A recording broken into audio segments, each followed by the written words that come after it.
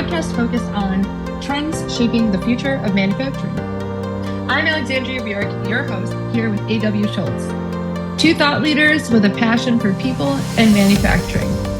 Today and every episode, we are diving deep into the advancements, sustainable practices, and dynamic changes transforming how we produce everything. And now welcome Alexandria Burek and A.W. Schultz. Hello, everyone. Welcome to Factor of the Future. And today we are going to be talking about digital twins. And in the past episodes, I had talked about it from a maintenance standpoint on how it's been used to create reliability and sustainability. But as I've learned from Alexandria, there are much more uses to digital twins, and she's going to be discussing it today. Yeah. So I'm going to give it over to Alexandria, and she's going to take me to school on this. Thank you, AW. Well, you opened my eyes to digital twin, and now they continue to be bust open even further wider. So what we're doing right now at our consulting firm is we're investigating digital twin is a method for planning for different supply chain network disruptions, for how companies can optimize their distribution channels.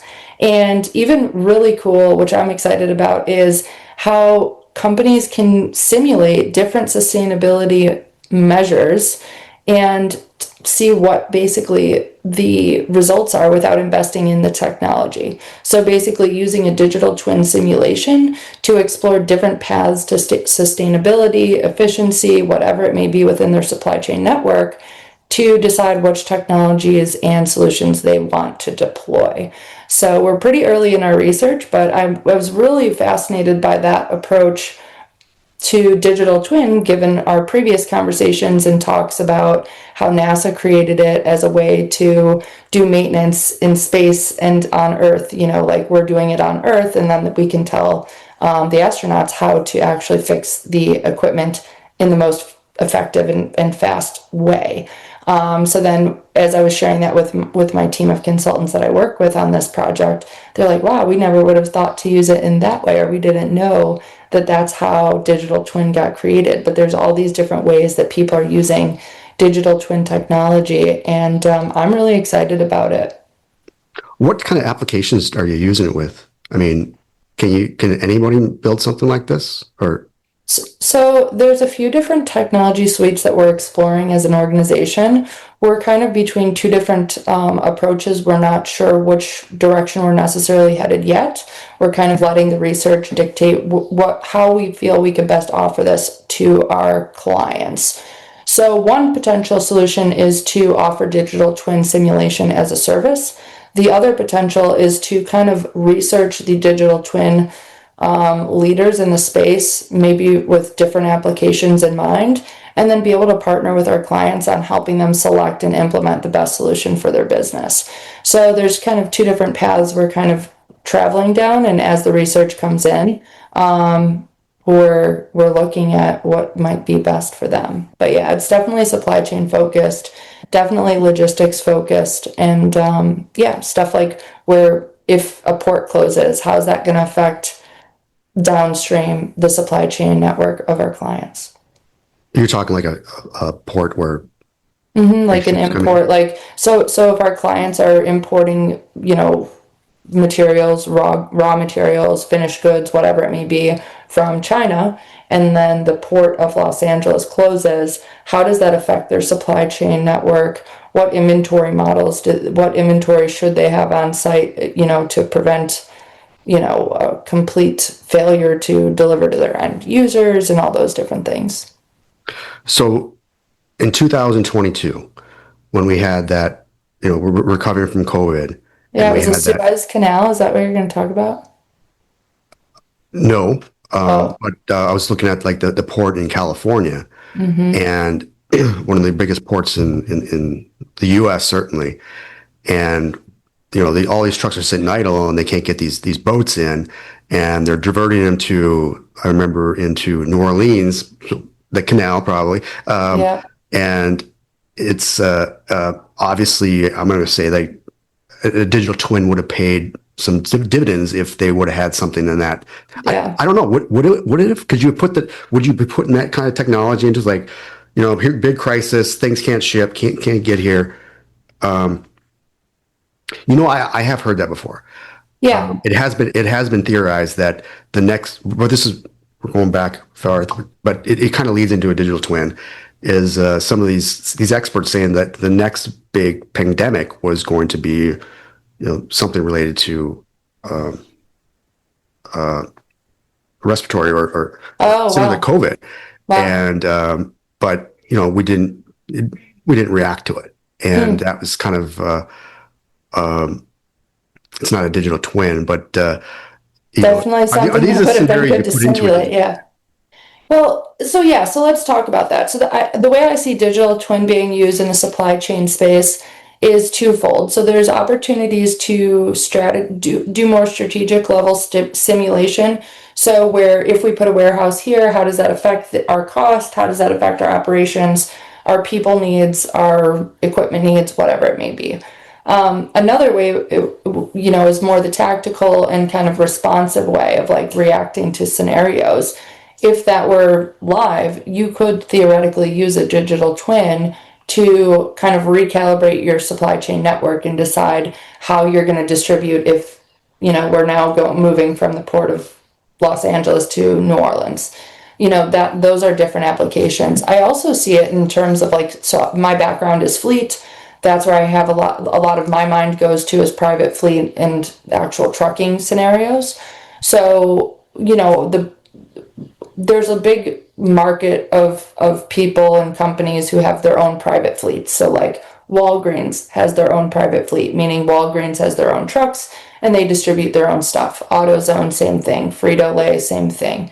So those companies can use it to simulate where they might want to add additional private fleet locations, distribution channels, how that would change their cost or things like that.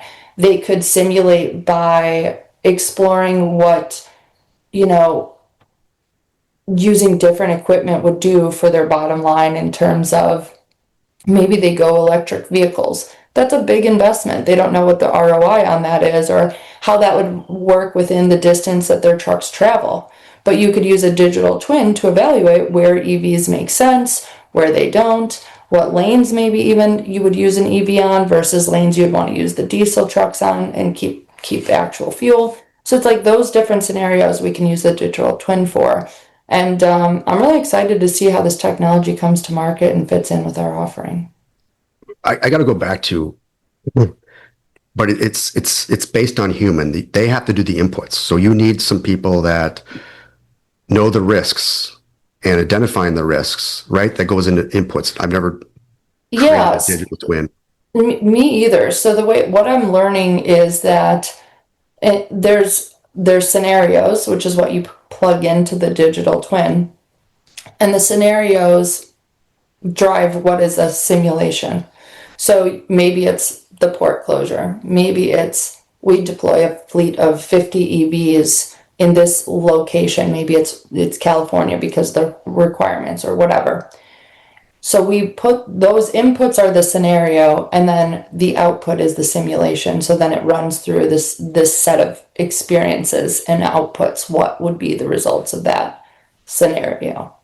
That's my So I would envision doing a failure mode effects analysis. So you would understand the severity, detectability, and the risk that goes into it. Yeah. And this is just I'm trying to use my own knowledge of what I would do if I had to build a digital twin, and I'm wondering if that's a similar approach. Yeah. But you need experts on it. You need people that know it, and then people that have experience in it. The way I'm even thinking about this too is we all talk about the workforce shortage, right? Digital twins could theoretically help with that as well. Like you could do a model of seeing what is your work, what does it look like if you have, less workers? How does that affect your output? All those things. And also I think that just drives where I always say people don't, it's not, we're not eliminating people from the workforce. We're just changing what they do. So I feel like somebody who may have been an operator or a supervisor, those are the people that you want to engage in. What are the different scenarios you've seen? They could all of a sudden, from being an operator or a supervisor, now maybe their job has been replaced by robots. Okay, well, what are the different scenarios that we need to train the robots on? That person then becomes the script writer of all the different scenarios to train the robots on. Like those are that's how things move. I'm a huge believer in people don't lose their jobs. It's just their jobs and their skills change. And I think that's where it comes down to the individual.